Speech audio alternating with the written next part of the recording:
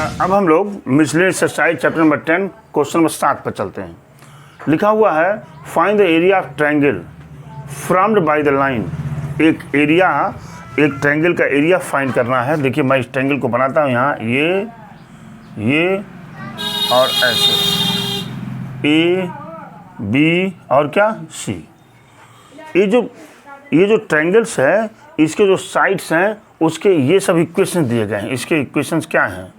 y minus x equal to 0, फिर x plus y equal to 0 और x minus k equal to 0, ये दिया हुआ है।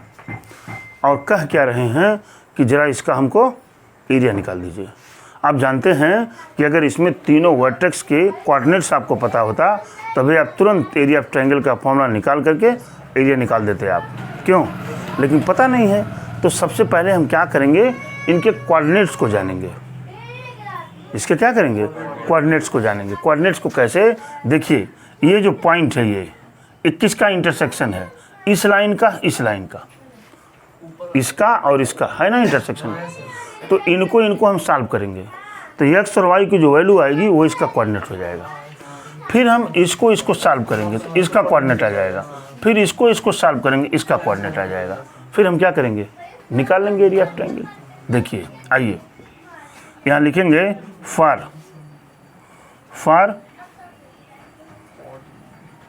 कोऑर्डिनेट ऑफ बी के कोऑर्डिनेट के लिए क्या है भाई? y minus x equal to 0 और इधर क्या है? x plus y equal to 0। आप देख रहे हैं ये plus y minus x plus y cut जाएगा और बचेगा क्या? 2y इक्वल टू 0, तो y इक्वल टू क्या? 0, और यहीं से x भी 0 मिल जाएगा। देख रहे हैं ना? तो इस b का कोऑर्डिनेट क्या मिल गया? 0,0। बात तो समझ गए होंगे। आगे की बात, फॉर कोऑर्डिनेट ऑफ, ध्यान दीजिएगा, फ्रॉम कोऑर्डिनेट ऑफ किसका? c के कोऑर्डिनेट के लिए हम क्या करेंगे? x प्लस वाई बराबर 0 और वहाँ से हम लिखेंगे x minus k equal to 0। तो x की वैल्यू क्या मिलेगी? k। क्यों ना हम x की जगह पर k रख दें यहाँ पर। तो जब k रखेंगे तो y की वैल्यू क्या मिल जाएगी? माइनस के। यानी c पॉइंट का जो कोऑर्डिनेट है इसका कोऑर्डिनेट मिल जाएगा k माइनस के। मिला कि नहीं?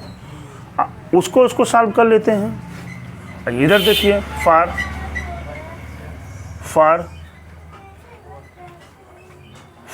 कोऑर्डिनेट ऑफ किसका? ए के लिए क्या है भाई? y minus x equal to 0। उस लाइन से x की वैल्यू तो k मिल रही है ना। और इस लाइन में जब आप x की जगह पर k रखेंगे तो y की वैल्यू क्या मिल जाएगी? k। यहाँ k रखेंगे, देखिए y minus k equal to 0, तो यानी y इक्वल टू k, यानी उसका कोऑर्डिनेट कितना मिल गया? k कामा k मिल गया ना। देखिए सारे कोऑर्डिनेट्स आपने निकाल लिए। अब एरिया ऑफ ट्रायंगल का फार्मूला आप लगा दीजिए। चलिए x1 equal to k, y1 equal to k, x2 equal to 0, y2 equal to 0, x3 equal to k और y3 इक्वल टू माइनस के। लगा दिया ना। एरिया ऑफ ट्रायंगल ABC क्या होता है? 1/2 x1 y2 minus y3 plus x2 y3 minus y1 plus x3 y1 minus y2। ये formula हो गया।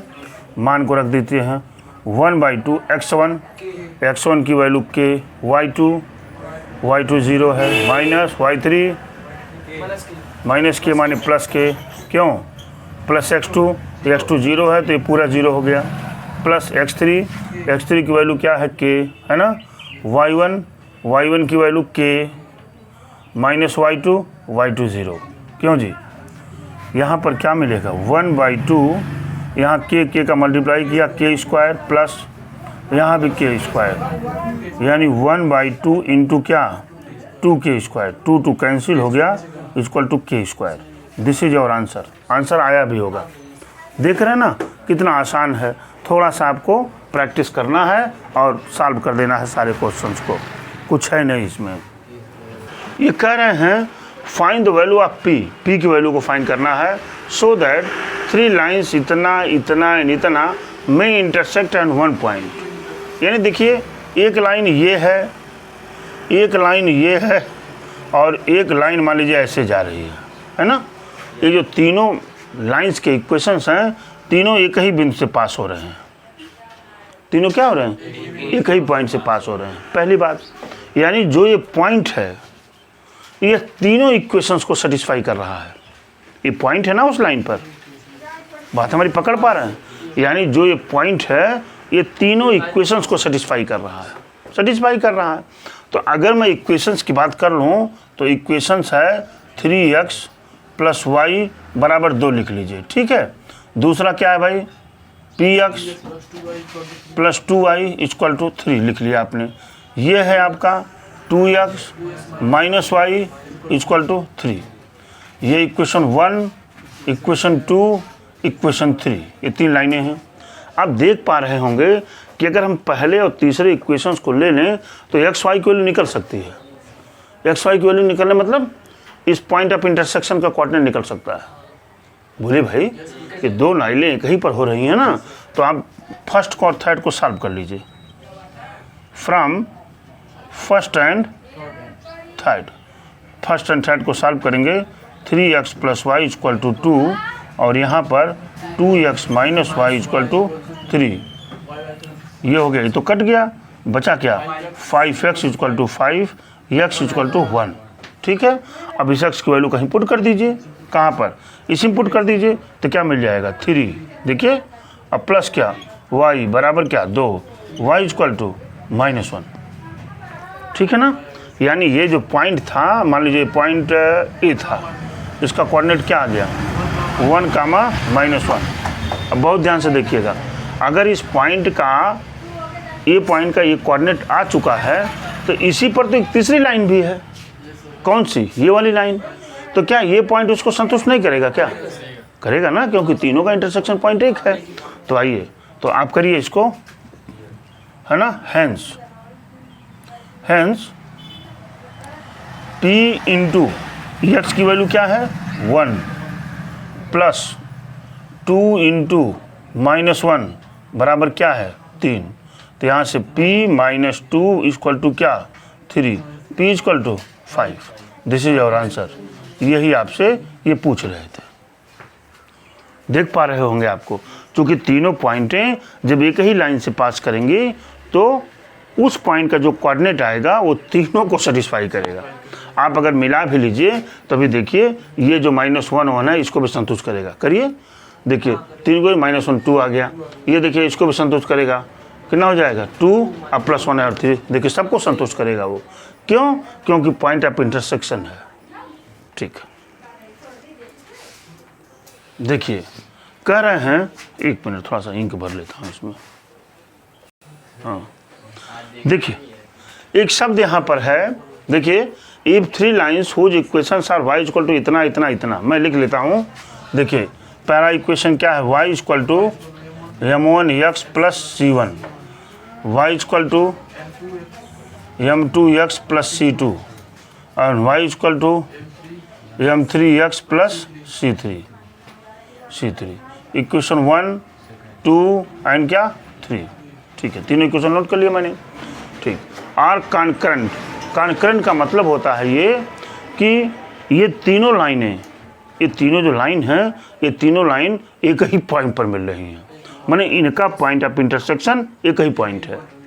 तो क्या समझ में आ रहा है, समझ में आ ये रहा है कि अगर किन्हीं दो इक्वेशन से हम x और y की वैल्यू निकाल लें तो तीसरे में पुट कर देंगे, क्या करना है तीसरे में पुट कर देंगे तो ये आ जाएगा। अभी इसके पहले भी हमने क्वेश्चंस किया है उस तरह से, तो मैं क्या करूँगा यहाँ पर किसी को पहले दूसरे को चूज कर लीजिए और तीसरे में वैल्यू पुट कर दीजिए, क्या करना है, ठीक है। आइए फ्रॉम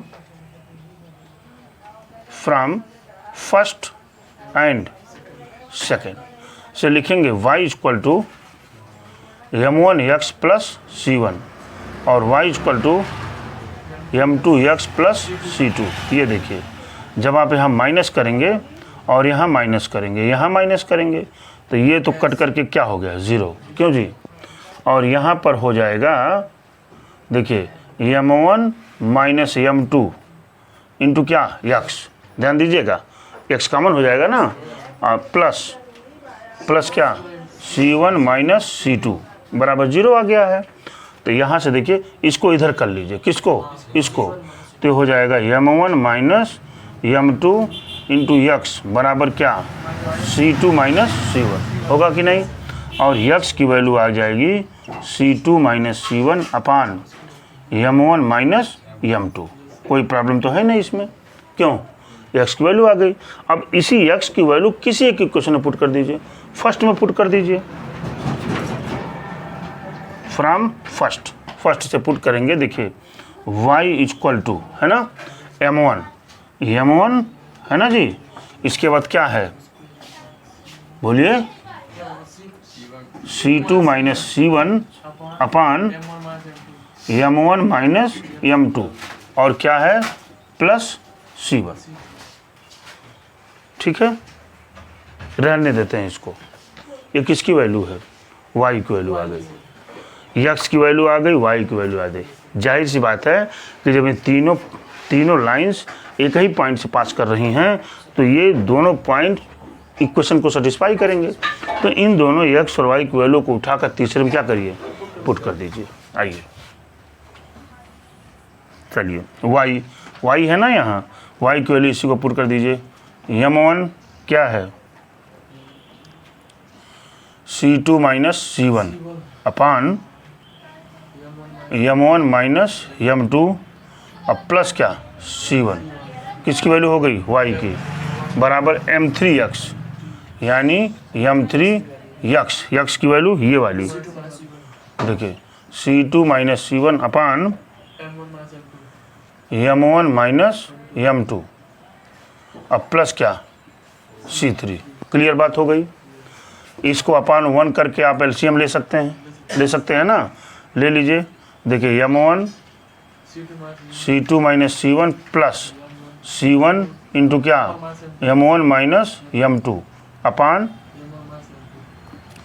m1 माइनस m2 बराबर, यहाँ पर आइए m3 ये हो जाएगा c2 माइनस c1 प्लस क्या भाई c3 m1 माइनस m2 अपान क्या m1 माइनस m2। ये देखिए डिनोमिनेटर दोनों का सेम है, कट गया। अब मल्टीप्लाई कर लीजिए, क्या करिए मल्टीप्लाई कर लीजिए। मल्टीप्लाई करेंगे तो मिलेगा m1 c2 minus m1 c1 plus c1 m1 minus c1 m2 equal to m2 c2 minus m3 c1 plus c3 m1 minus c3 m2 है ना। पहला वाला मिलाइए c2 माइनस c1 m1 के साथ, एक m1 तो यहाँ है और एक m1 यहाँ है। देखिए इन दोनों को साथ में लिखा m1 c2 minus m1 c3 हो गया कि नहीं, इधर आ गया भाई। चलिए m2 वाला कहाँ है, एक m2 वाला तो यहाँ है और एक m2 वाला यहाँ है, m2 c3 माइनस है।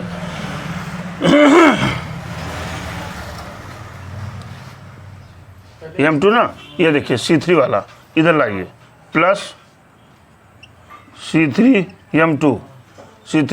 m2 इसको उठाया है ना, और कहाँ है ये है यहाँ माइनस c1 m2 ये भी हो गया। इधर से क्या हुआ है, ठीक है ये हो गया।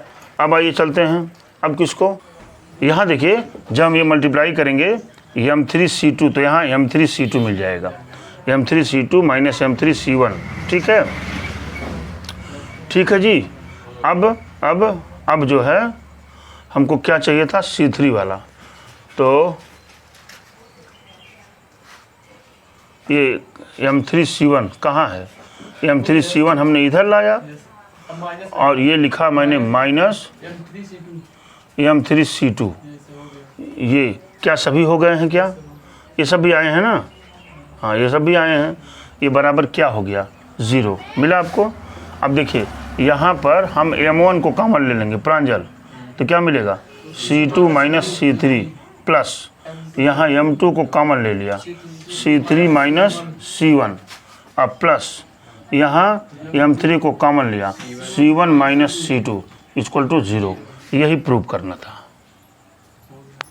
आप देख पा रहे होंगे कि वास्तव में जानकारी यदि आपको अच्छी है, कॉन्सेप्ट यदि आपके क्लियर हैं, तो आप सारे क्वेश्चन को सॉल्व कर सकते हैं। ठीक है, आज के लिए इतना ही। Thank you very much.